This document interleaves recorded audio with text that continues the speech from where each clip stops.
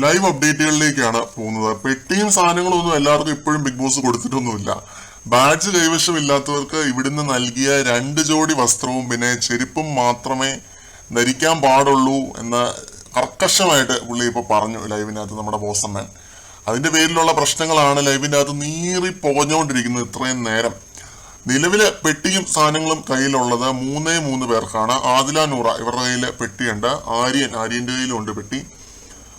അവരവരുടെ വസ്ത്രങ്ങളാണ് ധരിച്ചുകൊണ്ട് നടക്കുന്നത്. പിന്നെ ഇന്ന് കുറച്ചു നേരം മുമ്പാണ് നെവിന് ബിഗ് ബോസ് പെട്ടി കൊടുത്തത്.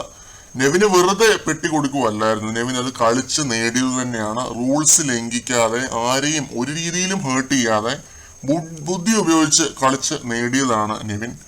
ജിസേലിന്റെ കയ്യിൽ പെട്ടിയും സാധനങ്ങളൊക്കെ ഉണ്ടായിരുന്നു. പക്ഷെ ബാഡ്ജ് നഷ്ടപ്പെട്ട് പെട്ടി തിരിച്ചു കൊടുക്കേണ്ട ഒരു സാഹചര്യം വന്നപ്പോൾ ജിസേൽ പെട്ടിയിൽ നിന്നും 1-2 തുണി മാറ്റി വെച്ചിരുന്നു.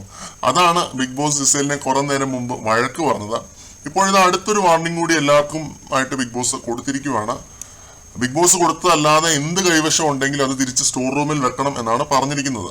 ഷാനവാസും പിന്നെയും ഇതേപോലെ തന്നെ പെട്ടിയിൽ നിന്നും സാധനം മാറ്റി വെച്ച് ഉപയോഗിച്ചു എന്നതാണ് ഇപ്പോഴത്തെ പ്രശ്നം.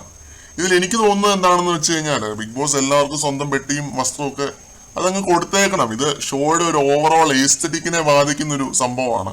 കണ്ടാലേ അറിയാം എവിടുന്നോ സർപ്ലസിന് വാങ്ങിച്ചോണ്ട് വന്ന കുറെ വസ്ത്രങ്ങളാണ് എല്ലാവർക്കും ഇടാൻ കൊടുത്തേക്കുന്നത്. കാണുമ്പോൾ തന്നെ ഒരു രസം തോന്നാത്ത ടൈപ്പ് ഓഫ് വസ്ത്രങ്ങളാണ്. സ്വന്തം പെട്ടിയിൽ പാക്ക് ചെയ്ത് കൊണ്ടുവന്ന വസ്ത്രങ്ങൾ ഇടുമ്പോഴേ ആർക്കായാലും ആ ഒരു സ്മാർട്ട്നെസ് ഒക്കെ ഉണ്ടാവത്തുള്ളൂ.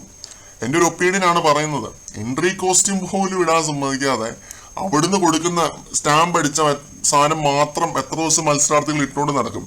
ഒന്നുമില്ലെങ്കിൽ ഇത്ര ആളുകളൊക്കെ കാണുന്ന ഒരു ഷോ അല്ലേ ബോസണ്ണ? അതിലൊന്ന് ഓർത്തൂടെ? ആ സാധനം കൊടുത്തേക്കുന്നത് എന്തിനാണ് വെറുതെ അലമ്പാക്കുന്നത്?